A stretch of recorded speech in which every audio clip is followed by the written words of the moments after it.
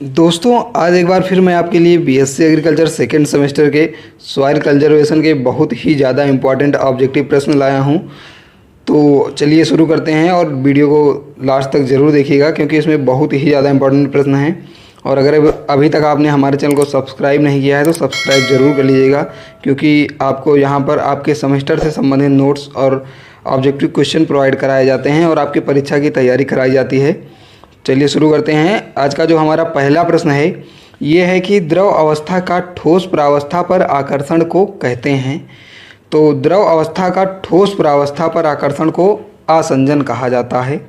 इसका जो आंसर होगा वो होगा आसंजन।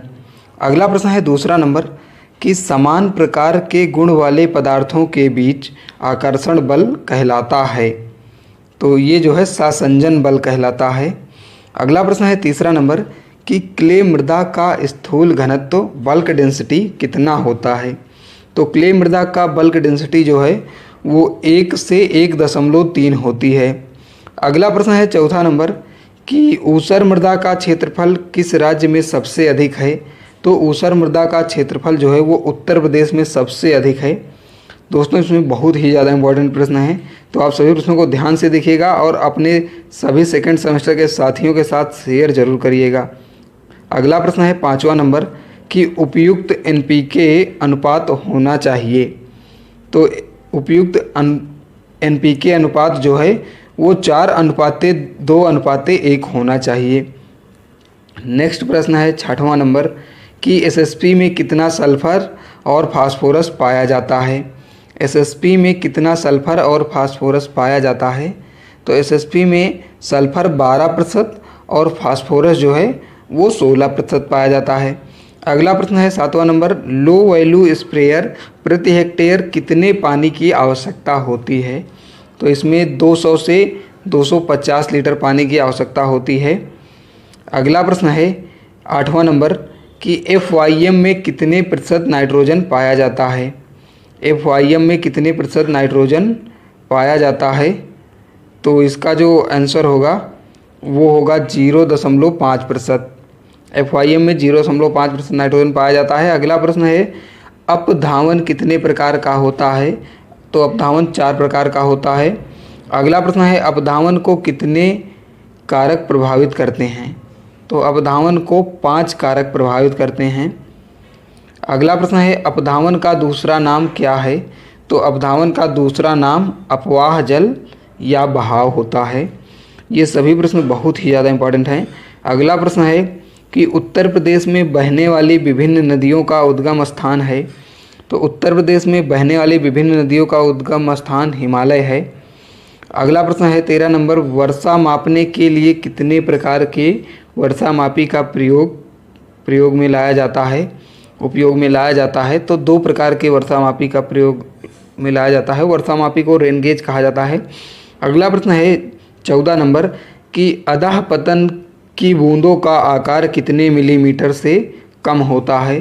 तो अधः पतन की बूंदों का आकार 5 मिलीमीटर से कम होता है। अगला प्रश्न है 15 नंबर कि वर्षा मापी के कणों का समूह जिसका आकार 5 मिलीमीटर तक पाया जाता है कहलाता है। इसे जो है ओला कहा जाता है। जिसका आकार 5 मिलीमीटर तक पाया जाता है उसे ओला कहा जाता है। अगला है वर्षा को किस यंत्र से मापा जाता है। तो वर्षा को वर्षा मापी रेन गेज द्वारा मापा जाता है। अगला प्रश्न है 17 नंबर भंडारण जलाशय कितने प्रकार के होते हैं। तो भंडारण जलाशय जो है वो 4 प्रकार के होते हैं। दोस्तों, वीडियो अच्छा लग रहा है तो वीडियो को लाइक ज़रूर करिएगा क्योंकि आपके लिए हम इतनी मेहनत करते हैं तो आप भी थोड़ा सा लाइक कर दीजिएगा जिससे हमें भी मोटिवेशन मिले। अगला प्रश्न है कि 18 नंबर यू आकार के अवनलिकाओं का निर्माण किस प्रकार की भूमि में होता है। तो यू आकार के अवनलिकाओं का निर्माण अधोसतह की भुरभुरी भूमि में होता है। अगला है 19 नंबर प्रश्न कि सरिताओं या नालों में जब बाढ़ का पानी आता है तो उसके किनारों को काटता है जिसके परिणाम स्वरूप किनारे कटकर इन सरिताओं अथवा नालों में फिसलते रहते हैं। इसे कौन सा क्षरण कहते हैं। तो इसे जो है अवनालिका यानी कि गली क्षरण कहा जाता है।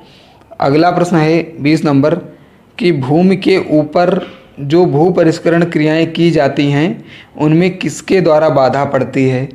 तो उसमें मृदा क्षरण द्वारा बाधा पड़ती है, सॉइल इरोजन द्वारा। अगला प्रश्न है 21 नंबर कि परती मृदाओं में भू क्षरण द्वारा क्ले से अपधावन से कितने प्रतिशत सादा साल्ट निकल जाता है? तो इसका जो आंसर होगा वो होगा 58.8%। अगला प्रश्न है आधुनिक भूमि संरक्षण के जन्मदाता कौन हैं? तो आधुनिक भूमि संरक्षण के जन्मदाता father of soil conservation H Bennett. ये बहुत ही ज़्यादा इम्पॉर्टेंट प्रश्न है। अगला है वर्षा की बूंदों के द्वारा किस प्रकार की भूमियों में क्षरण सर्वाधिक होता है? तो वर्षा की बूंदों द्वारा खाली या पड़ती भूमि में सबसे अधिक क्षरण होता है। अगला प्रश्न है 24 नंबर उत्तर प्रदेश में मुख्यतः कैसी मृदा पाई जाती है? तो उत्तर प्रदेश में सबसे ज़्यादा जलोढ़ मृदा पाई जाती है। इसका आंसर होगा जलोढ़ मृदा। दोस्तों इस वीडियो में इतना ही। नेक्स्ट वीडियो में आपको और भी क्वेश्चन मिल जाएंगे, तो आप चैनल को सब्सक्राइब जरूर कर लीजिएगा जिससे कि आगे आने वाले सभी वीडियो की नोटिफिकेशन आप तक पहुंच जाए।